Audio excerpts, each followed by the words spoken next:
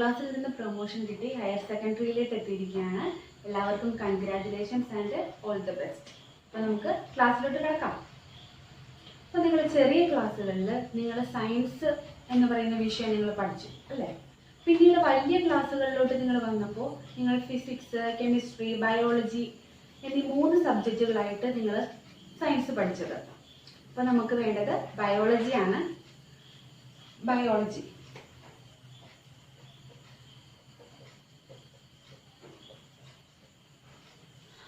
Biology എന്താണ്, അതിന്റെ definition എന്താണെന്ന് നിങ്ങൾ ചെറിയ ക്ലാസ്സുകളിൽ പഠിച്ചിട്ടുണ്ട്. ഒന്ന് ഓർത്ത് കളിക്കേ.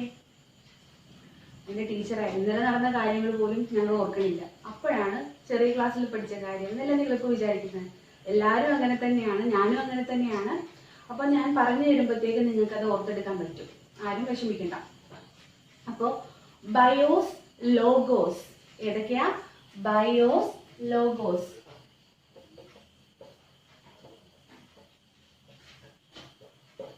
ബയോസ്, ലോഗോസ് എന്നീ 2 ഗ്രീക്ക് വേർഡിൽ നിന്നാണ് നമ്മുടെ ഈ ബയോളജി എന്ന് പറയുന്ന ടേം ഉണ്ടായിരിക്കുന്നത്.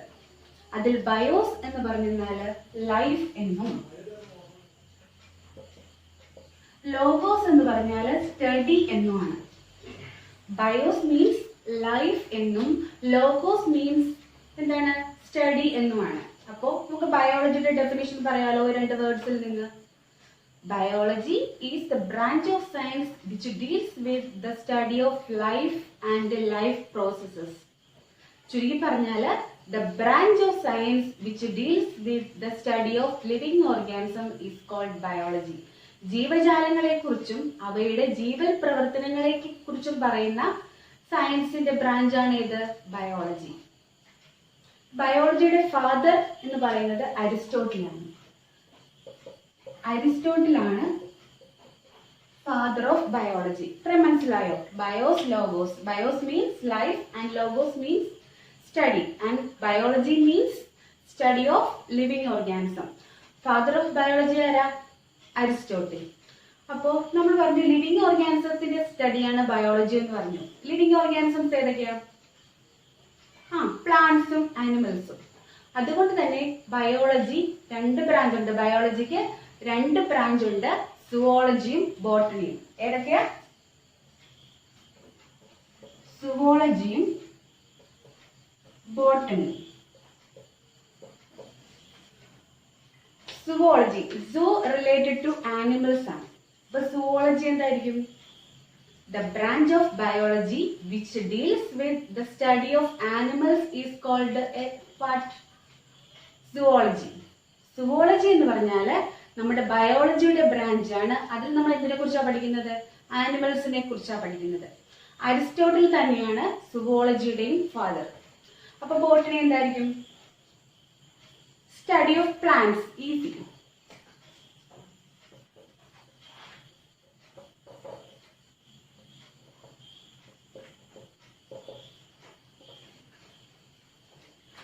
Zoology is the branch of biology which deals with the study of animals, and botany is the branch of biology which deals with the study of plants. അപ്പോൾ നമുക്ക് ഇവിടെ വേണ്ടത് ബോട്ടണിയാണ് ഞാൻ പഠിപ്പിക്കുന്നത്. ഈ സുവോളജി പേര് കേട്ടിട്ട് നിങ്ങൾ പേടിക്കുകയൊന്നും വേണ്ട. നിങ്ങൾ 10ാം ക്ലാസ്സിൽ പഠിച്ച ബയോളജിയുടെ കണ്ടിന്യൂഷൻ തന്നെയാണ്. ഇൻട്രസ്റ്റിംഗ് ആയിട്ട് പഠിച്ചെന്നാൽ നമുക്ക് എളുപ്പമായിട്ട് പഠിക്കാൻ പറ്റിയ 2 സബ്ജക്റ്റാണ് ബോട്ടണിയും സുവോളജിയും. എല്ലാ സബ്ജക്റ്റും ഈസിയാണ്. നമ്മളത് ഇൻട്രസ്റ്റിങ്ങോടുകൂടിയും ഇഷ്ടത്തോടുകൂടിയും പഠിച്ചാൽ മാത്രം മതി. അപ്പോൾ നമുക്കത് പെട്ടെന്ന് പഠിച്ചെടുക്കാൻ സാധിക്കും. നമ്മൾ മടി പിടിച്ച് പാടാണ്, പ്രയാസമാണെന്ന് വിചാരിക്കുമ്പോഴാണ് നമുക്ക് അത് പഠിക്കാനായിട്ട് താമസം വരുന്നത്. അപ്പോൾ ബോട്ടണിയിലും സുവോളജിയിലും നമുക്ക് കുറച്ച് ടേംസും കുറച്ച് സയൻറ്റിസ്റ്റിൻ്റെ പേരൊക്കെയാണ് കൂടുതലായിട്ട് ഓർത്തിരിക്കേണ്ടത്. ടേംസിൽ നിന്ന് തന്നെ കുറേയധികം ഡെഫിനേഷൻ നമുക്ക് ടേംസിൽ നിന്ന് തന്നെ നമുക്ക് കിട്ടും. പിന്നെ സയൻറ്റിസ്റ്റിൻ്റെ പേര് കൂടെ ഓർത്തിരുന്നാൽ മതി. ഓക്കെ. അപ്പോൾ നമ്മൾ എന്താ പറഞ്ഞത്? ബോട്ടണി എന്ന് പറഞ്ഞാൽ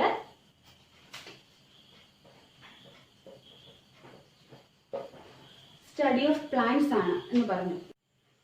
ഫാദർ ഓഫ് ബോട്ടണി തിയോഫ്രാസ്റ്റസ് ആണ്.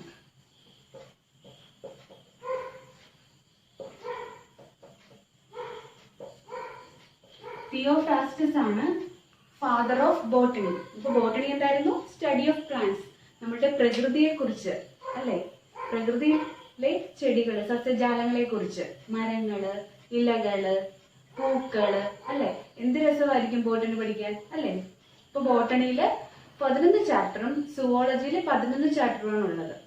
അതിൽ ഫസ്റ്റ് ചാപ്റ്റർ കോമൺ ആണ്. അപ്പൊ നമ്മൾ ബോട്ടണിക്ക് സെപ്പറേറ്റ് ആയിട്ട് ആദ്യത്തെ ചാപ്റ്റർ പഠിക്കുന്നത് ബയോളജിക്കൽ ക്ലാസിഫിക്കേഷൻ ആണ് കേട്ടോ. Biological classification.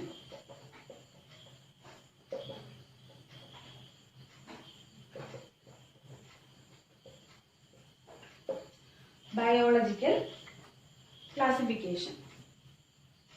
അപ്പോൾ ക്ലാസിഫിക്കേഷൻ എന്താണെന്ന് നമുക്കറിയാം. ഗ്രൂപ്പിംഗ് ആണ്, തരംതിരിക്കലാണ്. അപ്പോൾ ബയോളജിക്കൽ ക്ലാസിഫിക്കേഷൻ എന്ന് പറഞ്ഞാൽ ലിവിങ് ഓർഗാനിസത്തിന്റെ ക്ലാസിഫിക്കേഷൻ, തരംതിരിക്കൽ. അതായത് classification of living organisms into groups or arrangement of living organisms into group. അപ്പോൾ ഇങ്ങനെ ഗ്രൂപ്പ് ആക്കണമെങ്കിൽ നമുക്ക് വെറുതെ അങ്ങനെ ഗ്രൂപ്പ് ആക്കാൻ പറ്റുമോ? അപ്പോൾ ക്ലാസിഫിക്കേഷൻ എന്ന് പറഞ്ഞാൽ എന്താണെന്ന് നമുക്ക് എല്ലാവർക്കും അറിയാം. ഗ്രൂപ്പിംഗ് ആണ്, അല്ലെ? തരംതിരിക്കലാണ്. ബയോളജിക്കൽ ക്ലാസിഫിക്കേഷൻ എന്ന് പറഞ്ഞാൽ classification of organisms into group അല്ലെങ്കിൽ arrangement of organisms into groups. അങ്ങനെ നമ്മൾ ഓർഗാനിസത്തെ അങ്ങനെ തരംതിരിക്കുകയാണെങ്കിൽ, ലിവിങ് ഓർഗാനിസത്തെ നമ്മൾ തരംതിരിക്കുകയാണ് ക്ലാസിഫിക്കേഷൻ വഴി ഉദ്ദേശിക്കുന്നത്. അപ്പൊ നമുക്ക് അങ്ങനെ പെട്ടെന്ന് അങ്ങനെ വെറുതെ അങ്ങനെ ക്ലാസിഫിക്കേഷൻ ചെയ്യാൻ പറ്റുമോ? തരംതിരിക്കാൻ പറ്റുമോ? ഇല്ല. എന്തിന്റെയെങ്കിലും അടിസ്ഥാനത്തില്, എന്തിന്റെയെങ്കിലും ഓർഗാനിസത്തിന്റെ ആ പ്രത്യേകതകളുടെ എന്തെങ്കിലും അടിസ്ഥാനത്തിൽ മാത്രമേ നമുക്ക് തരംതിരിക്കാൻ പറ്റുള്ളൂ. അപ്പോൾ ബയോളജിക്കൽ ക്ലാസിഫിക്കേഷൻ എന്ന് പറഞ്ഞാൽ classification of organism or grouping of organisms on the basis of similarities and differences. അതായത് സാമ്യതകളുടെയും വ്യത്യാസങ്ങളുടെയും അടിസ്ഥാനത്തിൽ നമ്മൾ ജീവജാലങ്ങളെ തരംതിരിക്കുന്നതിനെയാണ് ബയോളജിക്കൽ ക്ലാസിഫിക്കേഷൻ എന്ന് പറയുന്നത്. സാമ്യതകളെല്ലാം ഉള്ള ഓർഗാനിസത്തെ എല്ലാം കൂടി ഒരു ഗ്രൂപ്പ്, അല്ലാത്തവയെ വേറൊരു ഗ്രൂപ്പ്. അതിനെയാണ് ബയോളജിക്കൽ ക്ലാസിഫിക്കേഷൻ എന്ന് പറയുന്നത്, അല്ലെ? ക്ലാസിഫിക്കേഷൻ നമുക്കറിയാം, ഗ്രൂപ്പിംഗ് നമുക്കറിയാം. നമ്മുടെ ക്ലാസ്സിലുണ്ട് ഒരു ഗ്രൂപ്പിംഗ്, അല്ലെ? ഗ്രൂപ്പ് ഓരോ ഫ്രണ്ട്സിന്റെ ഓരോ ഗ്രൂപ്പ് ഉണ്ട്. അതുപോലെ തന്നെ നിങ്ങൾ സ്കൂളിലോട്ട് വരുമ്പോഴോ അല്ലെങ്കിൽ നിങ്ങൾ പുറത്തേക്ക് എവിടെയെങ്കിലും ഒരു ട്രിപ്പ് പോകുമ്പോഴോ നമ്മളും ഗ്രൂപ്പിംഗ് ചെയ്യുന്നുണ്ട്. സയന്റിസ്റ്റ് അല്ലെങ്കിലും നമ്മളും ഗ്രൂപ്പിംഗ് ചെയ്യുന്നുണ്ട് നമ്മൾ അറിയാതെ. അതായത് നമ്മളൊരു ചെടി കാണുമ്പോൾ അല്ലെങ്കിൽ ഒരു മരം കാണുമ്പോൾ, ഓ എന്ത് വലിയ മരം, അല്ലെങ്കിൽ ഒരു ചെറിയ ചെടി കാണുമ്പോൾ ഇതൊരു ചെറിയ ചെടിയാണ്. പൂവ് കാണുമ്പോൾ നല്ല ഭംഗിയുള്ള പൂവ്, വലിയ പൂവ്, ചെറിയ പൂവ്. അതല്ലെങ്കിൽ നമ്മൾ മനുഷ്യരെ തന്നെ നമ്മൾ കണ്ടെന്നാല്, ഒരു പെൺകുട്ടിയെ കണ്ടെന്നാല്, ആ എന്ത് നല്ല പെൺകുട്ടി, എന്ത് മനോഹരി, എന്ത് സുന്ദരിയായ പെൺകുട്ടി. അതല്ലെങ്കിൽ ഒരു ആൺകുട്ടിയെ കണ്ടെന്നാല്, ആ എന്ത് നല്ല ഭംഗിയുള്ള കുട്ടി എന്ന് നമ്മൾ പറയാറുണ്ട്, അല്ലെ? അപ്പോ നമ്മളപ്പോ അവിടെ എന്തിന്റെ അടിസ്ഥാനത്തിൽ എങ്ങനെ തരംതിരിക്കുന്നത്? ആ ഭംഗിയുള്ളത്, അല്ലെ? അല്ലെങ്കിൽ വെളുത്തത്, കറുത്തത്, പ്രായമുള്ളത്, പ്രായമില്ലാത്തത്, വലുത്, ചെറുത് എന്നിവയുടെ അടിസ്ഥാനത്തിൽ നമ്മളും ഗ്രൂപ്പിംഗ് ചെയ്യുന്നുണ്ട്, അല്ലെ? അപ്പൊ പിന്നെ സയന്റിസ്റ്റിന്റെ കാര്യം പറയണോ? അല്ലെ? അപ്പോ ബയോളജിക്കൽ ക്ലാസിഫിക്കേഷൻ എന്ന് പറഞ്ഞാൽ എന്തായിരുന്നു? Grouping or arrangement of organisms into groups on the basis of certain similarities and differences. സാമ്യതകളുടെയും വ്യത്യാസങ്ങളുടെയും അടിസ്ഥാനത്തിൽ നമ്മൾ ജീവജാലങ്ങളെ തരംതിരിക്കുന്നതിനാണ് ബയോളജിക്കൽ ക്ലാസിഫിക്കേഷൻ എന്ന് പറയുന്നത്. ഈ ക്ലാസിഫിക്കേഷൻ വളരെ മുമ്പ് തന്നെ ക്ലാസിഫിക്കേഷൻ ജീവജാലങ്ങളെ തരംതിരിക്കാനുള്ള അറ്റംപ്റ്റ് നടത്തിയിരുന്നു. പക്ഷേ അത് ശാസ്ത്രീയമാണെന്ന് നമുക്ക് പറയാൻ പറ്റില്ല. സയന്റിഫിക് ആയിട്ടുള്ള ഒരു ക്ലാസിഫിക്കേഷൻ അല്ല ആദ്യകാലങ്ങളിൽ നടന്നിരുന്നത്. അതായത് ഫുഡ് തരുന്നവ, അതേപോലെ തന്നെ ഷെൽട്ടറിന് വേണ്ടി ഉപയോഗിക്കുന്നവ, അങ്ങനെ പലതരം ക്ലാസിഫിക്കേഷൻ അശാസ്ത്രീയമായിട്ട് നടന്നിട്ടുണ്ട്. അപ്പൊ ആദ്യമായിട്ട് ശാസ്ത്രീയമായിട്ട് എന്ന് വേണമെങ്കിൽ നമുക്ക് പറയാം, ശാസ്ത്രീയമായിട്ട് ഒരു ക്ലാസിഫിക്കേഷൻ ആദ്യമായിട്ട് കൊണ്ടുവന്നത് അരിസ്റ്റോട്ടിലാണ്. അരിസ്റ്റോട്ടിലാണ് ശാസ്ത്രീയമായിട്ട് ഒരു ക്ലാസിഫിക്കേഷൻ ആദ്യമായിട്ട് കൊണ്ടുവന്നത്. അരിസ്റ്റോട്ടിൽ ആരായിരുന്നു? Father of biology and zoology. അരിസ്റ്റോട്ടിലാണ് ആദ്യമായിട്ട് ഒരു സയന്റിഫിക് ആയിട്ടുള്ള ഒരു ക്ലാസിഫിക്കേഷൻ കൊണ്ടുവന്നത്. അദ്ദേഹം പ്ലാന്റ്സിനെയും ക്ലാസിഫൈ ചെയ്തു, ആനിമൽസിനെയും ക്ലാസിഫൈ ചെയ്തു. പ്ലാന്റ്സിനെയും ക്ലാസിഫൈ ചെയ്തു, ആനിമൽസിനെയും ക്ലാസിഫൈ ചെയ്തു. അദ്ദേഹം പ്ലാന്റ്സിനെ ക്ലാസിഫൈ ചെയ്തത് ചില മോർഫോളജിക്കൽ ക്യാരക്ടേഴ്സിന്റെ അടിസ്ഥാനത്തിലാണ്. മോർഫോളജിക്കൽ ക്യാരക്ടേഴ്സ് എന്ന് പറഞ്ഞാൽ എക്സ്റ്റേണൽ ഫീച്ചേഴ്സ്, നമുക്ക് പുറമേ നിന്ന് കാണാൻ പറ്റുന്ന പ്രത്യേകതകൾ, അതിനാണ് മോർഫോളജിക്കൽ ഫീച്ചേഴ്സ് എന്ന് പറയുന്നത്. അപ്പൊ അരിസ്റ്റോട്ടിൽ ക്ലാസിഫൈ ചെയ്തത്, പ്ലാന്റ്സിനെ ക്ലാസിഫൈ ചെയ്തത് മോർഫോളജിക്കൽ ക്യാരക്ടേഴ്സിന്റെ അടിസ്ഥാനത്തിലാണ്. എന്തൊക്കെയായിട്ടായിരിക്കും? ഹെർബ്സ് എന്നും ഷ്രബ്സ് എന്നും ട്രീസ് എന്നുമാണ് അദ്ദേഹം പ്ലാന്റ്സിനെ ക്ലാസിഫൈ ചെയ്തത്. നിങ്ങൾ ഈ ചിത്രത്തിലോട്ട് നോക്കിയേ, നിങ്ങൾക്ക് ചിത്രത്തിൽ കാണാം ഹെർബ്സ്, ഷ്രബ്സ്, ട്രീസ്. അപ്പൊ മോർഫോളജിക്കൽ ക്യാരക്ടേഴ്സിന്റെ അടിസ്ഥാനത്തിൽ അരിസ്റ്റോട്ടിൽ പ്ലാന്റ്സിനെ ഹെർബ്സ്, ഷ്രബ്സ്, ട്രീസ് എന്ന് മൂന്നായിട്ട് തരംതിരിച്ചു. അതുപോലെ അദ്ദേഹം ആനിമൽസിനെയും ക്ലാസിഫൈ ചെയ്തിട്ടുണ്ട്. റെഡ് ബ്ലഡഡ് ആനിമൽസ് എന്നും നോൺ റെഡ് ബ്ലഡഡ് ആനിമൽസ്, അതായത് ചുവന്ന രക്തമുള്ള ആനിമൽസ് എന്നും അല്ലാത്തവയെന്നും അദ്ദേഹം ആനിമൽസിനെയും ക്ലാസിഫൈ ചെയ്തു. മനസ്സിലായോ? അപ്പൊ അരിസ്റ്റോട്ടിലാണ് ഫസ്റ്റ് ഒരു സയന്റിഫിക് ആയിട്ടുള്ള ഒരു ക്ലാസിഫിക്കേഷൻ കൊണ്ടുവന്നത്. അദ്ദേഹം പ്ലാന്റ്സിനെയും ക്ലാസിഫൈ ചെയ്തു, ആനിമൽസിനെയും ക്ലാസിഫൈ ചെയ്തു. പ്ലാന്റ്സിനെ മോർഫോളജിക്കൽ ക്യാരക്ടേഴ്സിന്റെ അടിസ്ഥാനത്തിൽ ഹെർബ്സ്, ഷ്രബ്സ്, ട്രീസ് എന്നും ആനിമൽസിനെ റെഡ് ബ്ലഡഡ് എന്നും നോൺ റെഡ് ബ്ലഡഡ് എന്നും രണ്ടായിട്ട് തിരിച്ചു. പക്ഷേ ഈ ക്ലാസിഫിക്കേഷന് കുറെ അധികം പോരായ്മകളുണ്ട്. അത് നമുക്ക് പ്രാക്ടിക്കൽ അല്ലാത്തൊരു ക്ലാസിഫിക്കേഷൻ ആയിരുന്നു അരിസ്റ്റോട്ടിൽ കൊണ്ടുവന്നത്. അപ്പോ എന്താ സംഭവിക്കാം? ഈ ക്ലാസിഫിക്കേഷന്റെ ഒക്കെ പോരായ്മകൾ പരിഹരിച്ച് അടുത്ത സയന്റിസ്റ്റ് ഒരു ക്ലാസിഫിക്കേഷൻ കൊണ്ടുവന്നു. അതാരാ? ലിനേയസ്. അപ്പൊ നിങ്ങൾക്ക് ഈ ചാപ്റ്ററിൽ പ്രധാനമായിട്ടും രണ്ട് ക്ലാസിഫിക്കേഷൻ ആണ് പഠിക്കാനുള്ളത്. 2 കിങ്ഡം ക്ലാസിഫിക്കേഷനും 5 കിങ്ഡം ക്ലാസിഫിക്കേഷനും. അതിൽ ആദ്യം നമ്മൾ പഠിക്കുന്നത് 2 കിങ്ഡം ക്ലാസിഫിക്കേഷൻ ആണ്. 2 കിങ്ഡം ക്ലാസിഫിക്കേഷൻ. അപ്പൊ ഈ ക്ലാസിഫിക്കേഷൻ, ബയോളജിക്കൽ ക്ലാസിഫിക്കേഷൻ എന്ന് പറയുന്നത് നമുക്ക് ഹയർ സെക്കൻഡറിക്ക് മാത്രമല്ല എൻട്രൻസ് എക്സാമിനേഷനും ഇമ്പോർട്ടന്റ് ആയിട്ടുള്ള ഒരു ടോപ്പിക്കാണ് കേട്ടോ. അപ്പൊ എല്ലാവരും ക്ലാസ് ശ്രദ്ധയോടെ കേട്ടിരിക്കുക, ലെക്ചർ നോട്ട് എഴുതുക. അതായത് ക്ലാസ് കഴിഞ്ഞിട്ടായാലും നിങ്ങൾ ക്ലാസ് ഓർത്തിട്ട് ലെക്ചർ നോട്ട് എഴുതിയാൽ മതി, അതായിരിക്കും കൂടുതൽ നല്ലത്. അതേപോലെ തന്നെ ഇമ്പോർട്ടന്റ് ആയിട്ടുള്ള ടേംസ് ഒക്കെ ഓർത്തിരിക്കണം കേട്ടോ.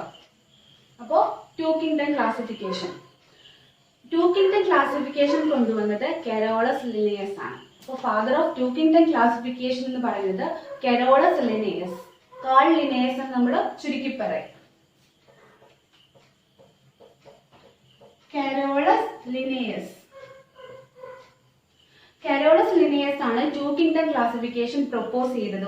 2 കിങ്ഡം ക്ലാസിഫിക്കേഷന്റെ ഉപജ്ഞാതാവ് കെറോളസ് ലിനേയസ് ആണ്. അപ്പൊ പേരിൽ നിന്ന് തന്നെ നമുക്ക് പറയാൻ പറ്റും അല്ലെ? അപ്പൊ നമ്മൾ പറഞ്ഞു ബോട്ടണിയിലായാലും സുവോളജിയിലായാലും മറ്റു ചില സബ്ജക്റ്റുകളായാലും നമുക്ക് പേരിൽ നിന്ന് ഒത്തിരി ഡെഫിനിഷൻ കിട്ടും. അപ്പൊ നിങ്ങൾ അത് ഓർത്തിരിക്കുക കേട്ടോ. അപ്പൊ 2 കിങ്ഡം ക്ലാസിഫിക്കേഷൻ ഇവിടെ എങ്ങനെയായിരിക്കും ക്ലാസിഫൈ ചെയ്തിരിക്കുന്നത്? അതായത് കെറോളസ് ലിനേയസ് അദ്ദേഹം ജീവജാലങ്ങളെല്ലാം കൂടി 2 ഗ്രൂപ്പായിട്ട് തിരിച്ചു. 2 കിങ്ഡം പേര് തന്നെയുണ്ട് അല്ലെ? ഓർഗാനിസത്തെ, ലിവിങ് ഓർഗാനിസത്തെ എല്ലാവരെയും കൂടി 2 കിങ്ഡത്തിൽ ഉൾപ്പെടുത്തി. ഏതൊക്കെയാണെന്ന് നോക്കാം. കിങ്ഡം പ്ലാന്റേ എന്നും കിങ്ഡം ആനിമേലിയ എന്നും. ഏതൊക്കെയാ?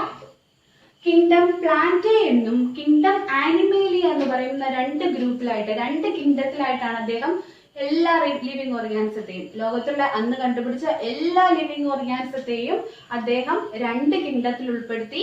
കിങ്ഡം പ്ലാന്റേ എന്നും കിങ്ഡം ആനിമേലിയ. പേരിൽ നിന്ന് തന്നെ നമുക്കറിയാം അല്ലെ? കിങ്ഡം പ്ലാന്റേയിൽ ആരായിരിക്കും വരുന്നത്? പ്ലാന്റ്സ് ആയിരിക്കും. അതുപോലെ തന്നെ കിങ്ഡം ആനിമേലിയയില് ആനിമൽസ് ആയിരിക്കും അല്ലെ? അപ്പൊ ലിവിങ് ഓർഗാനിസത്തെ പ്ലാന്റ്സ് എന്നും ആനിമൽസ് എന്നും ക്ലാസിഫൈ ചെയ്യാൻ വളരെ എളുപ്പമാണ് അല്ലെ? ഇപ്പൊ ഇതിന്റെ ഒരു ലിവിങ് ഓർഗാനിസത്തെ കണ്ടാൽ നമുക്ക് പ്ലാന്റ് ആണോ ആനിമൽ ആണോ പെട്ടെന്ന് തിരിച്ചറിയാൻ പറ്റും അല്ലെ? ഒരു മാവ് കണ്ടാൽ അല്ലെങ്കിൽ പ്ലാവ് കണ്ടാൽ അത് പ്ലാന്റിന്റെ ഗ്രൂപ്പിൽ വരുന്നതാണ് അല്ലെ? പ്ലാന്റ് കിങ്ഡത്തിൽ വരുന്നതാണെന്ന് നമുക്ക് പെട്ടെന്ന് ഐഡന്റിഫൈ ചെയ്യാൻ പറ്റും. അതുപോലെ ഒരു പശുവിനെയോ ഒരു ആടിനെയോ കണ്ടെന്നാൽ അത് ആനിമൽ ആണെന്ന് നമുക്ക് പെട്ടെന്ന് അറിയാൻ പറ്റും അല്ലെ? എങ്ങനെയാ? ആനിമൽസിന് മൂവ് ചെയ്യാൻ പറ്റും. അതിന് അതിൻ്റെതായിട്ടുള്ള പ്രത്യേകതകളുണ്ട്, നമ്മളത് പഠിച്ചിട്ടുണ്ട് അല്ലെ? ആനിമൽസിന് മൂവ്മെന്റ് ഉണ്ട്, പ്ലാന്റ്സ് ഓൾമോസ്റ്റ് എല്ലാം ഗ്രീൻ കളറാണ്, ഫോട്ടോസിന്തറ്റിക് ആണ് എന്നൊക്കെ നമ്മൾ ഒത്തിരി കാര്യങ്ങൾ പഠിച്ചിട്ടുണ്ട്. അപ്പോൾ നമ്മുടെ മോർഫോളജിക്കൽ ഫീച്ചേഴ്സിനെ കൊണ്ട് തന്നെ നമുക്ക് ലിവിങ് ഓർഗാനിസത്തെ പ്ലാന്റ്സ് ആണോ ആനിമൽസ് ആണോ എന്ന് നമുക്ക് ക്ലാസിഫൈ ചെയ്യാൻ പറ്റും. ഇത്ര മനസ്സിലായോ? ടു കിങ്ഡം ക്ലാസിഫിക്കേഷൻ പ്രപ്പോസ് ചെയ്തത് കരോളസ് ലിനേയസ് ആണ്. അദ്ദേഹം ലിവിങ് ഓർഗാനിസത്തെ 2 കിങ്ഡത്തിൽ ഉൾപ്പെടുത്തി, കിങ്ഡം പ്ലാന്റേ എന്നും കിങ്ഡം ആനിമേലിയ എന്നും. അതിൽ കിങ്ഡം പ്ലാന്റേയിൽ വരുന്നത് പ്ലാന്റ്സും ആനിമേലിയയിൽ വരുന്നത് ആനിമൽസും ആണ്. അപ്പോൾ ഈ ടു കിങ്ഡം ക്ലാസിഫിക്കേഷന് ചില മെറിറ്റ്സും ഉണ്ട്, ചില ഡീമെറിറ്റ്സും ഉണ്ട്, പോരായ്മകളും ഉണ്ട്, അതുപോലെ തന്നെ നല്ല വശങ്ങളും ഉണ്ട്. അത് ഏതൊക്കെയാണെന്ന് നമുക്ക് നോക്കാം.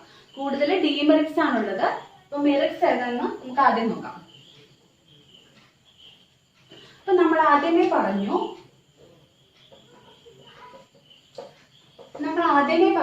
നമുക്കൊരു ലിവിങ് ഓർഗാനിസത്തെ കണ്ടാൽ അത് പ്ലാന്റ് ആണോ ആനിമൽ ആണോ എന്ന് നമുക്ക് ഈസി ആയിട്ട് ക്ലാസിഫൈ ചെയ്യാൻ പറ്റും, തരംതിരിക്കാൻ പറ്റും. അത് തന്നെയാണ് ഈ ടു കിങ്ഡം ക്ലാസിഫിക്കേഷന്റെ ഒന്നാമത്തെ മെറിറ്റ്. എന്താണ്? Easy to classify.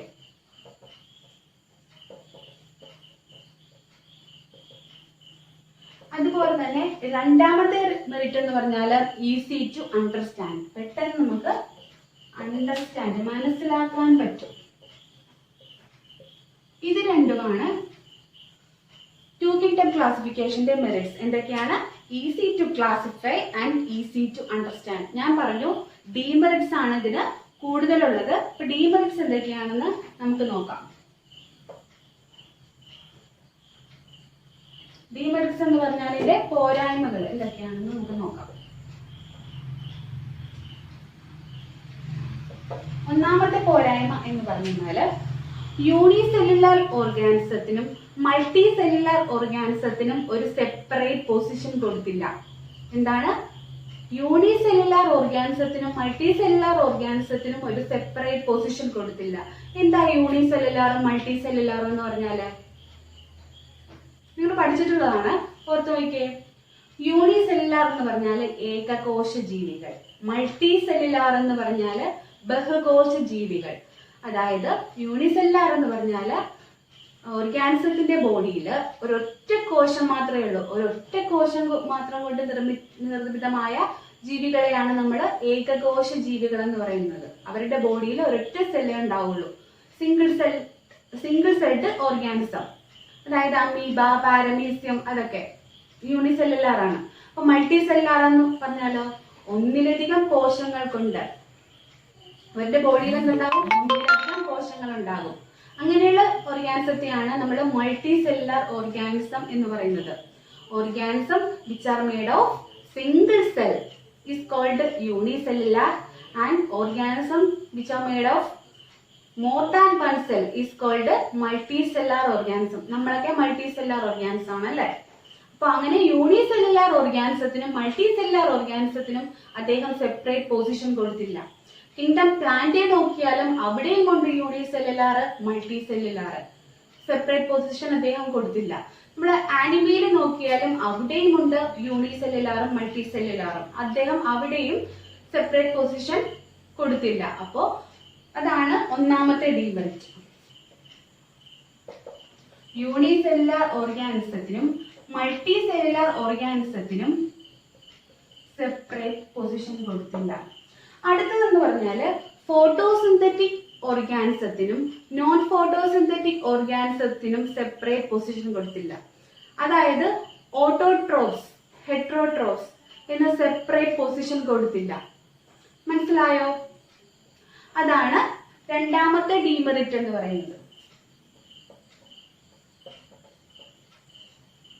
ഫോട്ടോസിന്തറ്റിക് ഓർഗാനിസത്തിനും നോൺ ഫോട്ടോസിന്തറ്റിക് ഓർഗാനിസത്തിനും സെപ്പറേറ്റ് പൊസിഷൻ കൊടുത്തില്ല. അതായത് ഓട്ടോട്രോപ്സ് എന്നോ ഹെട്രോട്രോപ്സ് എന്നോ ക്ലാസിഫിക്കേഷൻ ഇല്ല. അതായത് പ്രൊഡ്യൂസേഴ്സ് എന്നോ കൺസ്യൂമേഴ്സ് എന്നോ വേർതിരിച്ചിട്ടില്ല. അപ്പൊ നമ്മൾ രണ്ട് ഡീമെറിറ്റ് പറഞ്ഞു. യൂണിസെല്ലുലാർ ഓർഗാനിസത്തിനും മൾട്ടി സെല്ലുലാർ ഓർഗാനിസത്തിനും സെപ്പറേറ്റ് പൊസിഷൻ കൊടുത്തില്ല. അടുത്തത് എന്താണ്? ഫോട്ടോസിന്തറ്റിക് എന്നോ നോൺ ഫോട്ടോസിന്തറ്റിക് എന്നോ ഒരു സെപ്പറേറ്റ് പൊസിഷൻ അദ്ദേഹം ടു കിങ്ഡം ക്ലാസിഫിക്കേഷനിൽ കൊടുത്തിട്ടില്ല. അടുത്ത ഡീമെറിറ്റ് നോക്കാം. പ്രോകാരിയോട്ടിക് ഓർഗാനിസത്തിനും യൂകാരിയോട്ടിക് ഓർഗാനിസത്തിനും സെപ്പറേറ്റ് പൊസിഷൻ അദ്ദേഹം കൊടുത്തില്ല. എന്താ പ്രോക്യാരിയോട്ട്, എന്താ യൂക്യാരിയോട്ടിക്? പ്രോക്യാരിയോട്ട്, യൂക്യാരിയോട്ട് എന്ന് പറഞ്ഞാൽ പ്രോക്യാരിയോട്ടിക് സെൽ, യൂക്യാരിയോട്ടിക് സെൽ എന്താ? The cell without a defined nucleus, proper nucleus. അങ്ങനെയുള്ള സെല്ലിനെയാണ് നമ്മൾ പ്രോക്യാരിയോട്ടിക് സെൽ എന്ന് പറയുന്നത്. അതായത് ഒരു പ്രോപ്പർ ന്യൂക്ലിയസ് ഇല്ലാത്ത സെല്ല്, അതാണ് പ്രോക്യാരിയോട്ടിക് സെൽ എന്ന് പറയുന്നത്. അപ്പോ പ്രോക്യാരിയോട്ടിക് സെല്ല് കൊണ്ടാണ് ഒരു ഓർഗാനിസത്തിന്റെ സെല്ല് പ്രോക്യാരിയോട്ടിക് ആണെങ്കിൽ അതിനെ നമ്മൾ പ്രോക്യാരിയോട്ട് എന്ന് പറയും. അപ്പൊ യൂക്യാരിയോട്ടിക് എന്തായിരിക്കും? യു മീൻസ് ട്രൂ എന്നാണ് കേട്ടോ. Eu means true. Karyon means nucleus.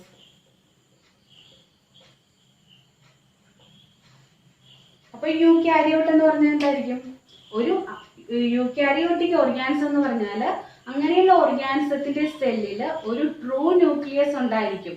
ഒരു വെൽ ഡിഫൈൻഡ് ന്യൂക്ലിയസും മെംബ്രെയിൻ ബൗണ്ട് ഓർഗനൽസും ഉള്ള ഓർഗാനിസത്തെയാണ് നമ്മൾ യൂക്യാരിയോട്ട് എന്ന് പറയുന്നത്. അങ്ങനെയുള്ള സെല്ലിനെ നമ്മൾ യൂക്യാരിയോട്ടിക് സെൽ എന്ന് പറയും. മനസ്സിലായോ? അതായത് ട്രൂ ന്യൂക്ലിയസ്, വ്യക്തമായ ന്യൂക്ലിയസും അതേപോലെ തന്നെ മർമ്മം, ന്യൂക്ലിയസ് എന്ന് പറഞ്ഞാൽ മർമ്മം, വ്യക്തമായ ന്യൂക്ലിയസും മെംബ്രെയിൻ ബൗണ്ട് ഓർഗനൽസും ഉള്ള സെല്ലിനെയാണ് യൂക്യാരിയോട്ടിക് സെൽ എന്നും അങ്ങനെയുള്ള ഓർഗാനിസത്തെ നമ്മൾ യൂക്യാരിയോട്ട് എന്നും പറയും. യൂക്യാരിയോട്ടിക് ഓർഗാനിസം എന്നും പറയും.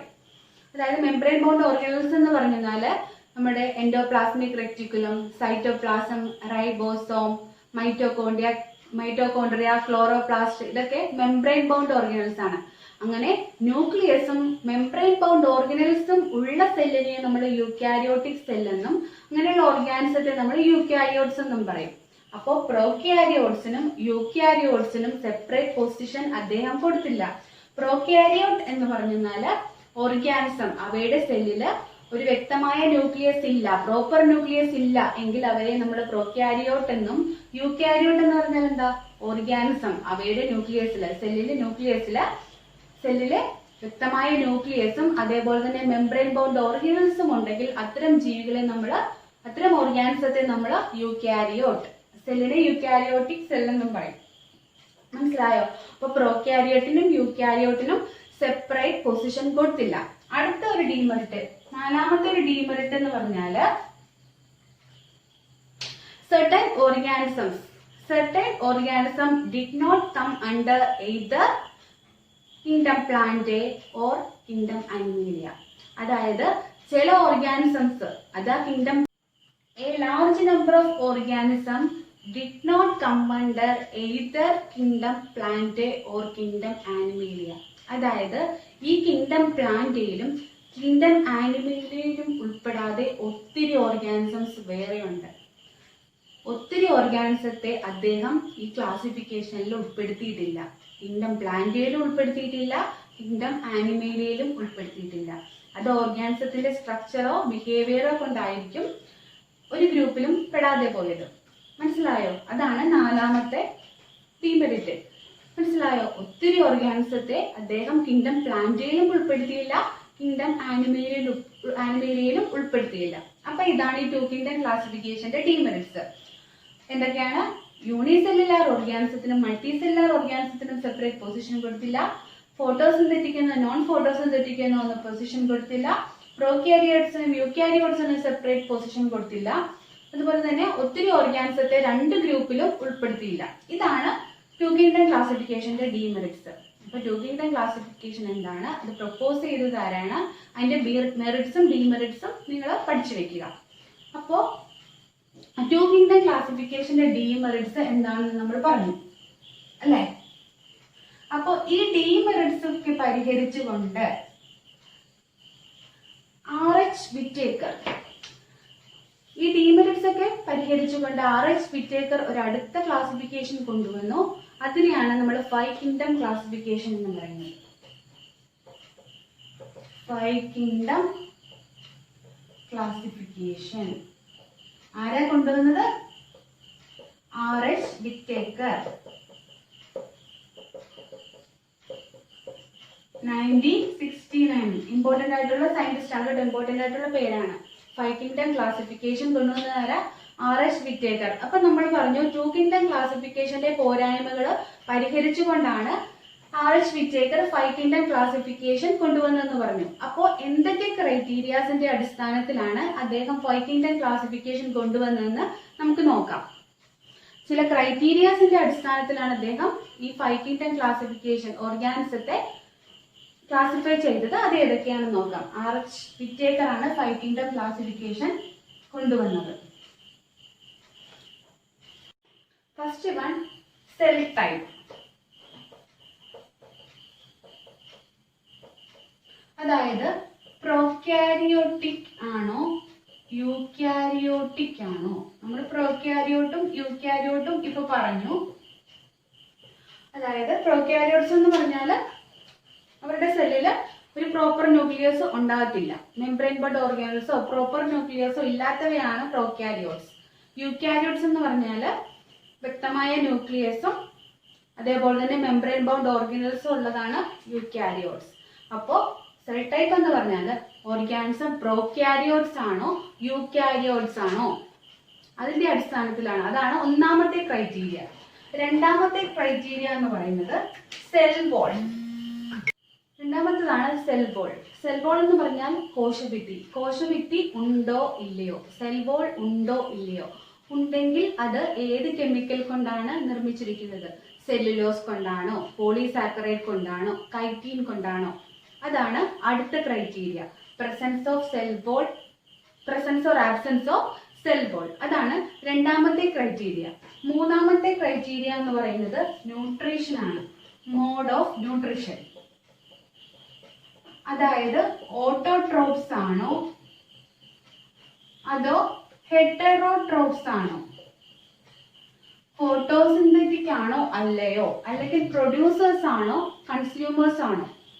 ഓട്ടോട്രോപ്സ് ആണോ ഹെറ്ററോട്രോപ്സ് ആണോ? ഹെറ്ററോട്രോപ്സ് ആണെങ്കിൽ അതിൽ തന്നെ ഏത് മോഡ് ഓഫ് ന്യൂട്രീഷൻ ആണ്?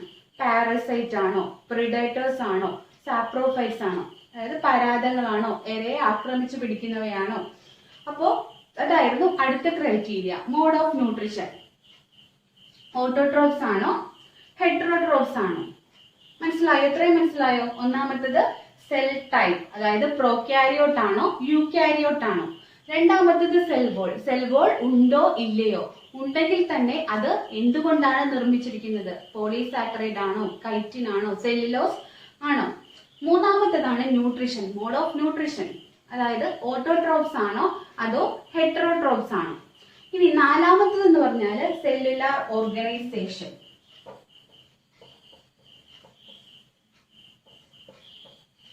സെല്ലുലാർ ഓർഗനൈസേഷൻ അതായത് സെല്ലുലാർ ഓർഗാനിസം സെല്ലുലാർ ലെവൽ ആണോ, അതായത് യൂണിസെല്ലുലാർ ആണോ മൾട്ടി സെല്ലുലാർ ആണോ? യൂണിസെല്ലുലാർ ആണോ മൾട്ടി സെല്ലുലാർ ആണോ? മനസ്സിലായോ? ഏകകോശ ജീവികളാണോ ബഹുകോശ ജീവികളാണോ? ബഹുകോശ ജീവികളാണെങ്കിൽ തന്നെ ടിഷ്യൂ ലെവൽ ആണോ അതോ ഓർഗൻ ലെവൽ ആണോ അതോ ഓർഗൻ സിസ്റ്റം ആയിട്ട് ഡെവലപ്പ് ചെയ്തിട്ടുണ്ടോ? അതായിരുന്നു അടുത്ത ക്രൈറ്റീരിയ. സെല്ലുലാർ ഓർഗനൈസേഷൻ യൂണിസെല്ലുലാർ ആണോ മൾട്ടി സെല്ലുലാർ ആണോ? മൾട്ടി സെല്ലുലാർ ആണെങ്കിൽ തന്നെ അത് ടിഷ്യൂസ് മാത്രമേ ഡെവലപ്പ് ചെയ്തിട്ടുള്ളൂ, അതോ ഓർഗൻസ് ആയിട്ട് ഡെവലപ്പ് ചെയ്തിട്ടുണ്ടോ, അതോ ഓർഗൻ സിസ്റ്റംസ് ഉണ്ടോ? ഹയർ ഓർഗാനിസംസ് ഓർഗൻ സിസ്റ്റം ഉള്ളവയാണ്. അപ്പൊ അങ്ങനെയായിരുന്നു അടുത്ത ക്രൈറ്റീരിയ, സെല്ലുലാർ ഓർഗനൈസേഷൻ. ഇത്രയും മനസ്സിലായോ? Cell type, cell wall, mode of nutrition, cellular organisation. ഇനി അടുത്ത ക്രൈറ്റീരിയ എന്ന് പറയുന്നത് ഹാബിറ്റാറ്റ് ആണ്. എന്താണ് ഹാബിറ്റാറ്റ്?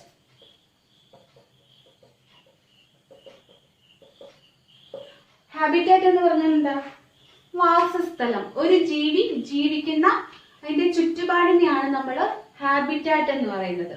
അതായത് ഓർഗാനിസം ചിലപ്പോ വെള്ളത്തിൽ ജീവിക്കുന്നവയുണ്ട്, കരയിൽ ജീവിക്കുന്നവയുണ്ട്, അല്ലെ? വെള്ളത്തിൽ ജീവിക്കുന്നവയെ നമ്മൾ അക്വാറ്റിക് എന്ന് പറയും. അക്വാറ്റിക്കിൽ തന്നെ ഫ്രഷ് വാട്ടറും ഉണ്ട്, മെറൈനും ഉണ്ട്. ശുദ്ധജലത്തിൽ ജീവിക്കുന്നവയുണ്ട്, അല്ലാത്തവയുമുണ്ട്. കരയിൽ ജീവിക്കുന്നവയെ നമ്മൾ ടെറസ്ട്രിയൽ എന്ന് പറയും. അക്വാട്ടിക്,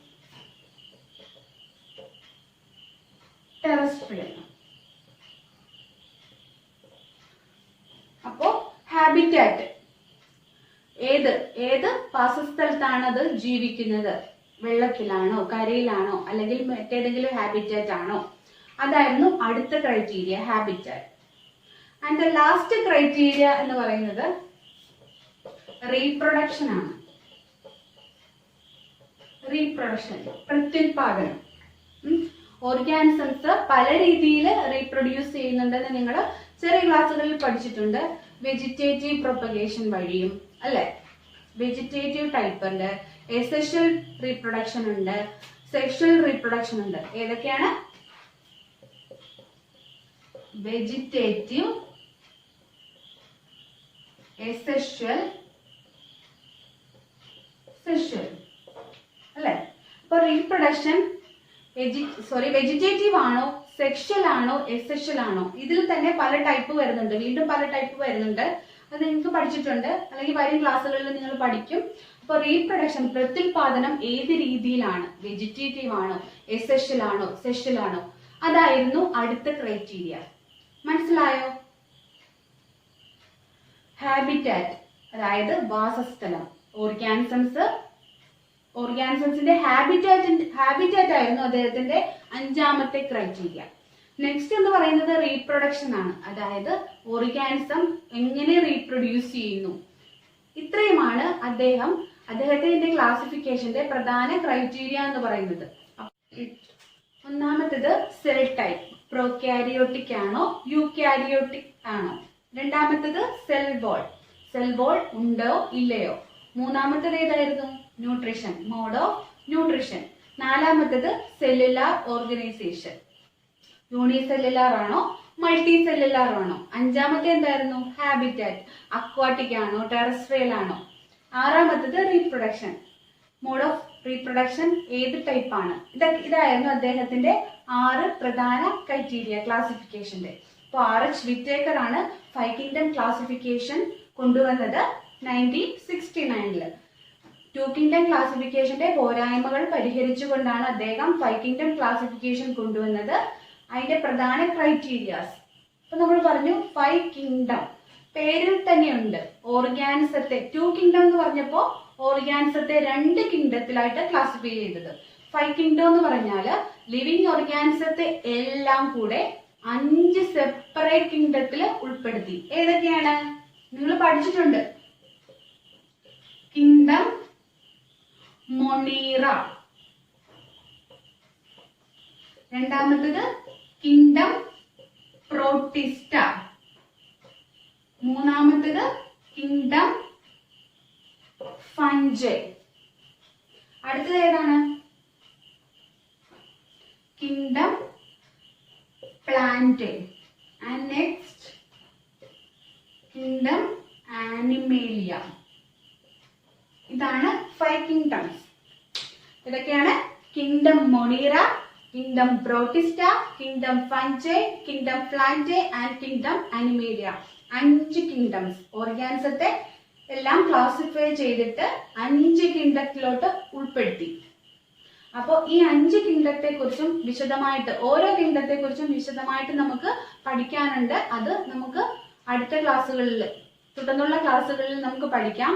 അപ്പോൾ ഇന്നത്തെ ക്ലാസ് എല്ലാവർക്കും മനസ്സിലായി എന്ന് വിചാരിക്കുന്നു. അപ്പോൾ ക്ലാസ്സിനെ കുറിച്ച് എന്തെങ്കിലും സംശയം ഉണ്ടെങ്കിൽ താഴെയുള്ള കമന്റ് ബോക്സിൽ നിങ്ങൾ കുറിക്കുക. അതേപോലെ തന്നെ ക്ലാസ് ഇഷ്ടമായെങ്കിൽ ചാനൽ സബ്സ്ക്രൈബ് ചെയ്യുക. തൊട്ടടുത്ത ബെല്ലൈക്കൺ ക്ലിക്ക് ചെയ്തിട്ട് ഓൾ എന്ന് പറയുന്ന ഓപ്ഷൻ കൊടുത്താൽ ഞാൻ അപ്ലോഡ് ചെയ്യുന്ന എല്ലാ ക്ലാസ്സുകളും നിങ്ങൾക്ക് കാണാൻ സാധിക്കും. അപ്പോൾ അടുത്ത ക്ലാസ്സിൽ കാണുന്നവരെ ബൈ ആൻഡ് താങ്ക് യു.